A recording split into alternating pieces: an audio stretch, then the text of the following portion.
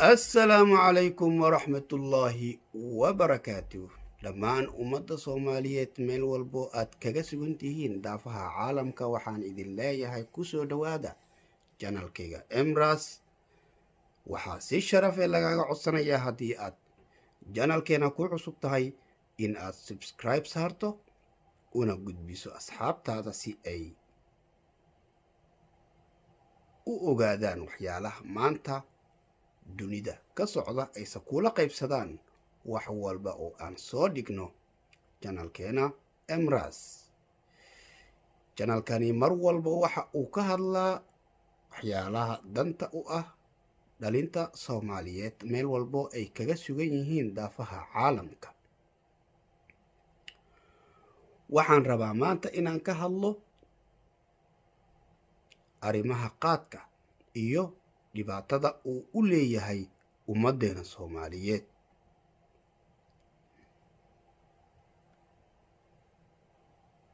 daawadayaal, marka hore qaadku waxa uu yahay waad ka warhaysaan oo wacyigelin badan waad ka haysataan, waxaana u goostay oo ah in nafsadiisa uu u horo in ummadda Soomaaliyeed ka badbaadiyo qaadkan iyo qurankiisa. nin ayaaba u go'ay oo ka hadla maalin walba barnaamijka qaadka oo loogu magac daray Abuukar Qaadiid. inkastoo wacyigelin fara badan aad haysataan, ummaduna ay ka dheregtay wacyigelinta, balse boqolkiiba boqol may qaadanin wacyigelinta. mar walbana waxaa la isku dayaa in laga wacyigeliyo qaadka iyo dhibaatada uu leeyahay. walaalaheena Soomaaliyeed khaasatan dhalinyarada waxaa idin leeyahay qaadku waa dilaa. qaadku waxa uu ugu weyn uu khasaaraha u geysto waxay tahay qoyska, lamaanaha isqaba, wiil iyo hooyadii, wiil iyo xaaskiisa, wiil iyo gabadhiisa iyo caruurtiisa isma arkaan. waxaa arkaysaa odaygii maanta dhan oo ku maqan suuqa asigoo qaylaad iyo wax daran raadinaya. markii qaylaada uu soo helo qaadkiisa oo maanta gacanta ku soo dhigo, uusan ka warqabin reerkii oo maanta gaajoon, reerkii caruurtii maanta aanan caano haysan, reerkii oo maanta xaaladoodu ay adag tahay in maxaa la dhahaa maanta ay wax quutaan, balse asiga uu ku maqan yahay maanta in uu qaad raadiyo si uu ku heli lahaa maanta qaadkiisa ama fadhigiisa. maanta waa ogtihiin dad badan oo isbitaallo u galay, qaliinna lagu sameeyey, ummad badanna ay u geeriyootay qaadka waxa uu yahay iyo jeermiska iyo dhibaatada uu wato. maanta waxaa adduunka laga cabaadayaa cudur yar oo ilmo aragti ah oo badanaa adduunka intiisa kale, Yurub ilaa America ilaa meel walba uu gaaray.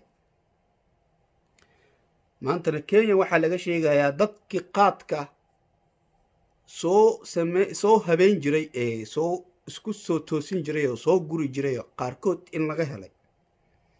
habase laga helay ma xumee, dad baa marka qaadka ay sameynayaan lugahooda bartaas qaadka beeshaasa lagu cabeeyaa, lugta suulka iyo farta u dhaxaysa meeshaas ayaa qaadka lagu cabeeyaa. meeshaas u dhaxaysa labada farood dhexdooda waa meel boloshay, jiratay, malax iyo qurun ay ka daadato. haddaa beed u malaysaan waa soo fiirin kartaan. macalinkaygii ingiliishka ay dhigi jiray markaan Soomaaliya xamar aan joogay ayaa noo sheegay oo ahaa Soomaali Kenyan.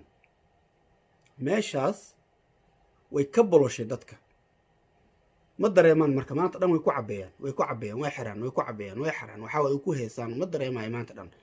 qaadkii waa laguu soo rasaynaya, laguu soo qaadaya, Soomaaliya lagu keenaya. cudur waxaa laga soo qaadaa dalka Kenya, cudur ayaana loo dhoofiyaa Soomaaliya oo la keeno Muqdisho iyo gobolada dalka Soomaaliya. dhalinyaradeeni duqow ha dhihin, xildhibaanadii qaarkood wax walba maanta waxay u nugul yihiin in ay cudur ay reerkooda ku reebaan ayaga oo aanan ka feejignaanin waxa uu yahay qaadka. waana laga wacyigeliyaa maalin walbo in ay ka digtoonaadaan qaadka. maanta adduunka wuxuu ka cararayaa coronavirus oo cudur asalkiisa ka dilaacay Jaynaha kuna baahay caalamka intiisa kale ay hadduna la ildaran yihiin. waddanka aan joogno Sweden waxaa waaye ilaa 200 ayaa hadda la ildaran. Stockholm keliya 250 iyo hodhodho. caasimadda labaad ee Gothenburg waxaa hadda la ildaran ayagana 100 iyo something. so Norrbotten meesha aan ku noolnahay ilaa 6 qof. waxaa waaye dalkeeni weli muusan gaarin sidii la xaqiijinayo, inkastoo 3 qof la karantiilay oo ay yihiin Soomaali oo ayagana ka yimid dalka dibaddiisa, laakiin ay ahayn dad dowladda u shaqeynaya, ahaayeen dad kale oo u shaqeynayay hay-ado kale. balse qaadka dowladda Soomaaliya waxaan ka codsanaynaa in ay joojiso qaadka. waa ogeydin xasan sheekh maxamuud madaxweynihii hore hal maalin oo qaadka joojiyey, wixii Kenya cabaadka ka soo yeeray waa ogeydin. maadaama hadda cudur uu caalamka soo galay maxaa la dhahaa adduunkan uu ku baahay, waxaan ka codsanaynaa dowladda Soomaaliyeed inay qaadkaas joojiso, ummaddeeda ay u danayso.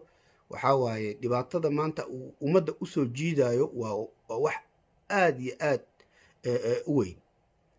qaadka hooyada Soomaaliyeed ee suuqa ku gadaysa, hooyo wax kale ka raadso, qaadkan aad gadaysid wax kale ku bedelo. wiilka aad siinaysid waa wiilkaaga oo kale, in adeerkaa baa gata, in abtigaa baa gata, cudur baad ka gadaysaa lacagtoodii. haddana waxaad u geynaysaa dad maxaa la dhahaa aan muslin ahayn oo weliba diintooda ku faafiya. diinta Kirishtanka 10% ayaa lagu faafiyaa sida Abuukar Cawaale oo noo sheegay qaadiid. marka ummadda Soomaaliyeed waxaan ka codsanaa, ma tahay adiga dhalinyaro ku nool gobolada Soomaaliya, ma tahay nin dhalinyaraha ku nool dalka Kenya, ma tahay nin dhalinyaro Soomaaliyeed ku nool Ethiopia, Djibouti, adeeroo qaadka ha gadanin. haddaa maanta aad gadatid aadan gadan, macnaha hooyadii soo gaday maanta waa uu ku baaraya qaadka, adigu ajir baa helaysaa, ayadana lacagteedii ku khasaaraysaa. waxaana tusinaysaa in bahalkan uu yahay cudur aanan loo baahnayn, cudur Soomaalida in lagu laayo loogu talagalay, cudur la rabo in ummadda Soomaaliyeed lagu waxyeeleeyo. waa haddii aad runta rabto. marka waxaa idinka codsanayaa inaadan qaadka gadan. maanta maadan gadan, hooyadii maanta wuu ku baaray qaadkeedii, lacagteediina waa khasaarta, qaadkeediina maanta way ay daadaysa ama deen bay ku bixisay maalan. berito sidoo kale kama aadan gadan, waxaa leedahay qaadkan aanan faa'iidada lahayn, aan dhibaatada lahayn, ummaddii way wada fahantay, bal aan ganacsi kale u bedeshto.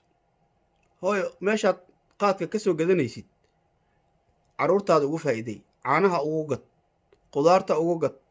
waxaa waaye dalka Soomaaliya badankooda ummadda Soomaaliyeed qudaarta ma isticmaalaan. qudaarta inkastoo ay soo go'do laakiin lama isticmaalo. adduunka intiisa kalena qudaarta laga isticmaalaa. marka waxaan leeyahay wacyigelinta qaadka waxaa waaye wax loo baahan yahay in mar walba laga hadlo, ma ahan hal iyo mar. waxaana leeyahay ummadda Soomaaliyeed meel walba ay joogaan ka feejignaada qaadka. qaadka waa laga reebay wadamo badan oo Yurub ah. waxaana idinka codsanayaa in aad ka digtoonaataan oo aad joojisaan qaadka. wax wanaagsan ma ahan, wax wanaagsan ma ahan. waa cudur dilaa ah.